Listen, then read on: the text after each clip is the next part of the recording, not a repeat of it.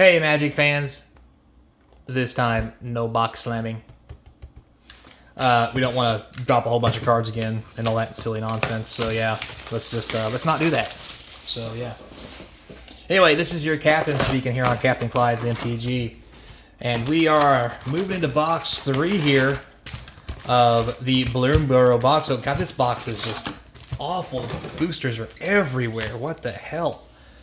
Anyway, so still got Japan boosters, so all the cards are in the front. And don't forget to comment, like, subscribe, hit that notification bell. Comments down below are going to feed that YouTube algorithm and get us all that sweet goodness that we need to stay sponsor free. So, you know, probably a good idea. Also, to be fair, we're going to have some giveaways when we hit 1,000 subscribers and every milestone after it. So stay tuned.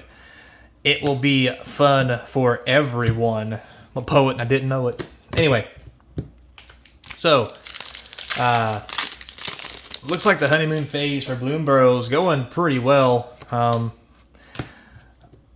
Not a whole lot of, how do I say this?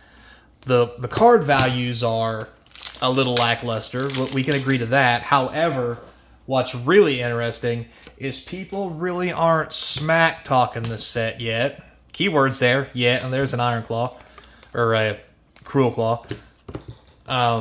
Which is kind of weird to me. Normally by now, people be bitching, complaining, something about what's going on with the set and how it sucks or whatever, but here we are. So, it is what it is. Now, with that said also, some of that could be something to do with the fact that we are kind of rolling into the very next set. This set comes out September 27th, the next set comes out. So I don't know if there's going to be enough time for people to dislike the set before the next set comes out, which is Duskmorn, I believe, or whatever it's called. The horror set, which I'm kind of psyched about, but there's some stuff and other things in there I'm not too psyched about. And to be fair, people are already, let's say, not happy about Duskmorn. For not a lot of reasons I understand in a way, but not so much. I mean, I just, people are, they're mainly against the setting. And what's weird about that is it looks like it's going to be really cool, and it looks like it could be fun. And me too, on the same level, I also am not that fond of the setting. The horror theme, I'm all about, you know. But, foil mythic, hello Eulage. I do like the horror setting, but the fact that you're supposed to be in a house and that's the whole plane, it's really weird, to put it bluntly, and I think that's why people are kind of not so keen on it. Now, unlike bloomburrow, which now we don't know, Duskmorn will have better cards in it that hold their value better or what have you. But as of right now, Duskmorn has a lower price of cards. There's no serialized, yada, yada, yada. Not a lot of high value, but people love the set. And that may just be good enough to counteract the low cards. Now, if Duskmorn comes out and people don't like the set and the cards don't have the value, wow, very nice. That may be spelling disaster for that set. So it's going to be interesting to see how that plays out. Because we've seen that.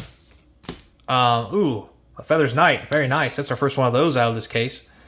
We've seen where how much people like the set really impacts how well the set does. Honestly, regardless of the cards that are in the set. I'm just going to say that.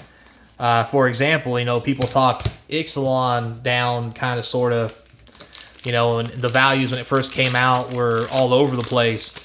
But the whole dinosaur theme, people just loved it. They loved the dinosaurs. I mean, yeah, there's vampires and this other stuff too, but it really came down to the whole Jurassic World theme, and everyone liked it. And it's really propping the setup, and not just the set itself in general, which is holding okay value, but the collector boxes for that set, knowing, hey, there's our first bird dragon. Knowing that the collector boxes has a possibility for all those dinosaur cards is really causing those collector boxes to gain value. And the set's not even been out that long. And it's kind of weird. We get to see kind of, I guess you could say, firsthand what it would be like. Because before, you know, sets would come in rotation and then leave, and then they gain value after they leave. Or not, and they plummet. We're kind of seeing two things here. One, set value is stable while it's in standard. When it leaves, it might plummet. That's fine. But the collector boxes, which are technically already out of print because it's only a one and done thing, are already taking off. And ooh, very nice. Is that a Mabel? Oh no, Ember Heart Challenge. I mean, I think it is Mabel, but not the actual card. It's showing us what happens when you make a set that's collectible, one and done it, alongside the exact same cards that stay in rotation and the ability for you to keep buying them. It's really weird how that's happening. It's a interesting thing. And with that being said, I really wonder if Duskmourn will help or hinder how this set gets, I don't want to say taken care of, but the response to this set, the popularity of it, how well it sells. I wonder if Duskmourn will have any impact on that, because if Duskmourn is bad enough, you know, if you look back and you kind of think about Crimson Vow and Midnight Hunt, you know, nobody really liked Midnight Hunt, thought it was really bad. I loved it personally. And there were a lot of cards in there that seen a lot of good play. And then Crimson Vow came out, and people hated Midnight Hunt. They talked really bad about it because of how bad it was, how unplayable it was, yada, yada, yada. But then when Crimson Vow came out, I mean, it was so bad, it made Midnight Hunt look good. Now, some people like to argue Crimson Vow was better, and I don't think so, and here's why I say that.